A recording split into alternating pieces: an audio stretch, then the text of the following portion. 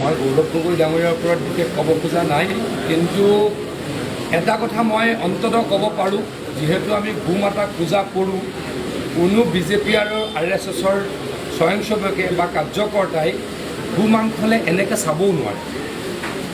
যিহেতু আমি গো মাতাক পূজা কৰোঁ, চোৱাটো দূৰৰ কথা, টাচ কৰাটো দূৰৰ কথা, আমি চাবলৈও ভয় খাওঁ। গতিকে বোকাত মিছা কথা। তেওঁলোকৰ যিসকল ভোটাৰ, তেওঁলোকৰ ভোটাৰসকলক সুৰক্ষিত কৰিবলৈ যোনে এই বৰ্বৰ কামবিলাক কৰে, যোনে বেয়া কামবিলাক কৰে, তেওঁলোকক সুৰক্ষা দিবলৈ এইটো এটা আচলতে অপপ্ৰচাৰ চলাইছে। মই আকৌ কৈছোঁ, আমি গো মাতাক পূজা কৰোঁ, আমাৰ ভাৰতীয় সংস্কৃতিয়ে গো মাতাক পূজা কৰে। গতিকে আমি গো মাংস টাচ কৰাটো আমাৰ কাৰণে অসম্ভৱ কথা, চাবলৈও আমাৰ কাৰণে কষ্টকৰ। গতিকে মই আকৌ কৈছোঁ, কংগ্ৰেছ দলে বা তাৰ নেতাসকলে, এই দলৰ নেতাসকলে তেখেতলোকৰ সমৰ্থকসকলক, যিসকলে এই বেয়া কামবিলাক কৰে, এই বেয়া কাম কৰা সমৰ্থকসকলক সুৰক্ষা দিবলৈ এনেকৈ অপপ্ৰচাৰত লিপ্ত হৈছে।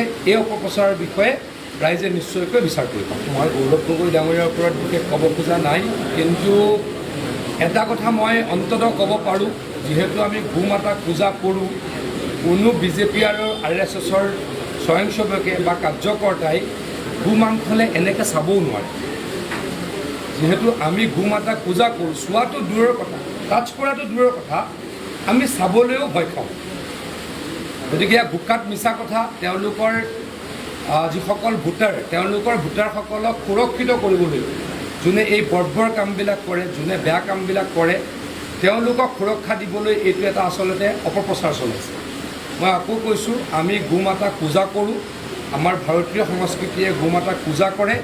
গতিকে আমি গো মাংস টাচ কৰাটো আমাৰ কাৰণে অসম্ভৱ কথা, চাবলৈও আমাৰ কাৰণে কষ্টকৰ। গতিকে মই আকৌ কৈছোঁ, কংগ্ৰেছ দলে বা তাৰ নেতাসকলে, এই দলৰ নেতাসকলে তেখেতলোকৰ সমৰ্থকসকলক, যিসকলে এই বেয়া কামবিলাক কৰে, এই বেয়া কাম কৰা সমৰ্থকসকলক সুৰক্ষা দিবলৈ এনেকৈ অপপ্ৰচাৰত লিপ্ত হৈছে।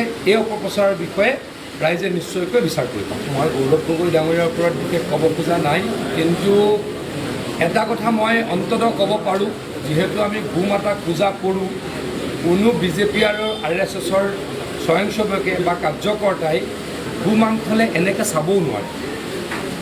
যিহেতু আমি গো মাতাক পূজা কৰোঁ, চোৱাটো দূৰৰ কথা, টাচ কৰাটো দূৰৰ কথা, আমি চাবলৈও ভয় খাওঁ। গতিকে বোকাত মিছা কথা। তেওঁলোকৰ যিসকল ভোটাৰ, তেওঁলোকৰ ভোটাৰসকলক সুৰক্ষিত কৰিবলৈ যোনে এই বৰ্বৰ কামবিলাক কৰে, যোনে বেয়া কামবিলাক কৰে, তেওঁলোকক সুৰক্ষা দিবলৈ এইটো এটা আচলতে অপপ্ৰচাৰ চলাইছে। মই আকৌ কৈছোঁ, আমি গো মাতাক পূজা কৰোঁ, আমাৰ ভাৰতীয় সংস্কৃতিয়ে গো মাতাক পূজা কৰে। গতিকে আমি গো মাংস টাচ কৰাটো আমাৰ কাৰণে অসম্ভৱ কথা, চাবলৈও আমাৰ কাৰণে কষ্টকৰ। গতিকে মই আকৌ কৈছোঁ, কংগ্ৰেছ দলে বা তাৰ নেতাসকলে, এই দলৰ নেতাসকলে তেখেতলোকৰ সমৰ্থকসকলক, যিসকলে এই বেয়া কামবিলাক কৰে, এই বেয়া কাম কৰা সমৰ্থকসকলক সুৰক্ষা দিবলৈ এনেকৈ অপপ্ৰচাৰ